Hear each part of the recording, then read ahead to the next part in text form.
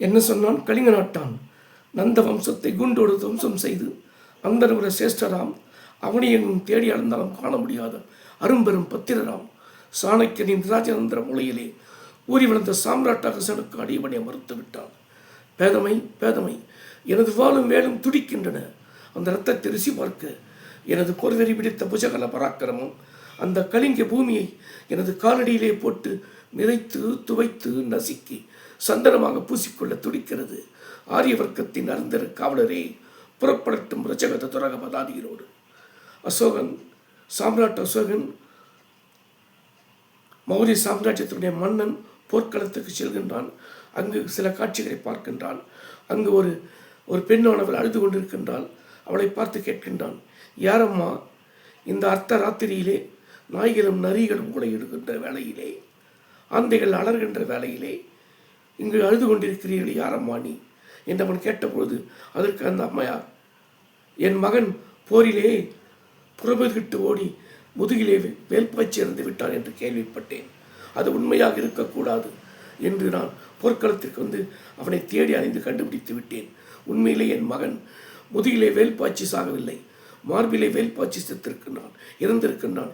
எனவே அதை குறித்து எனக்கு மகிழ்ச்சி என்று சொல்லிவிட்டு அவர் சாம்ராட்டசனை பார்த்து கேட்கின்றார், ஆமாம், இந்த போர்க்களத்தை நீ யாரப்பா என்று கேட்கும்போது, தாயே, நான் தான் இந்த மௌரிய சாம்ராஜ்யத்தினுடைய சக்கரவர்த்தி சாம்ராட் அசோகன்.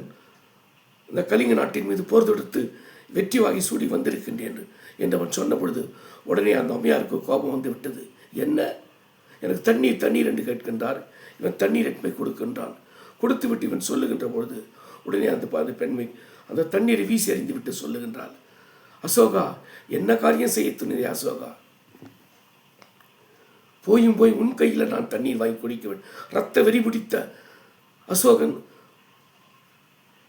மண்ணாசையும் பொன்னாசையும் பொருளாசையும் நிறைந்த சாம்ராட் அசோகனுடன் நான் தண்ணீர் வாங்கி குடித்தேன். வேண்டாம், அதை காட்டில நான் இறந்து விடுகிறேன் என்று அங்கே தன் தலையை சாய்த்து உயிர் விடுகின்றாள். இதை பார்த்த மாத்திரத்திலே அசோகருக்கு ஒரு மாதிரி விழிப்புணர்ச்சி ஏற்பட்டு உடனே அவன் கோபம் கொண்டு பேசுகின்றான். அக்ரோனி கணக்கிலே எதிரிகள் ஆயிரமாக நின்றாலும் அவர்களை எல்லாம் ஒரே வீச்சில் வெட்டி வீட்டியவாலே ஓடிப்போய் என் உரையை விட்டு தாவி வரும் வேல்தெடுத்து என் ஆவி காக்க பயன்பட்ட வீர கவசமே, கழன்றுவோ எனது மார்பை விட்டு கடும்புயலாய் சீறி வந்த காட்டானையில் கூறுபட்ட கங்கணமே, கழன்று ஓடுங்கள் என்னுடைய கைகளை விட்டு. குபுகுபுவிட ரத்தம் கொட்டி உள்ள நறி கொண்டோரை குப்புற வீழ்த்தி வீரத்திற்கு இலக்கணமாக இறந்த வீரவடுக்களை விடப்படாம ஏற்று இந்த கலிங்க பூமியை மண்ணோடு மண்ணாக ஆக்கிய இந்த சாம்ராட் அகசனுக்கு இன்றைய தினம் போரும் வேண்டாம், இந்த நாடும் வேண்டாம், என் பொன்னாசை பெருளாக அனைத்தையும் நான் விட்டு இந்த இதுடன் புத்த மதத்தை பின்பற்றலாம் என்று இருக்கிறேன் என்று சொல்லி புத்தம் சரணம் கச்சாமி என்று சொல்லி அந்த இடத்தை விட்டு மறைகிறான். மிக்க நன்றி, வணக்கம்.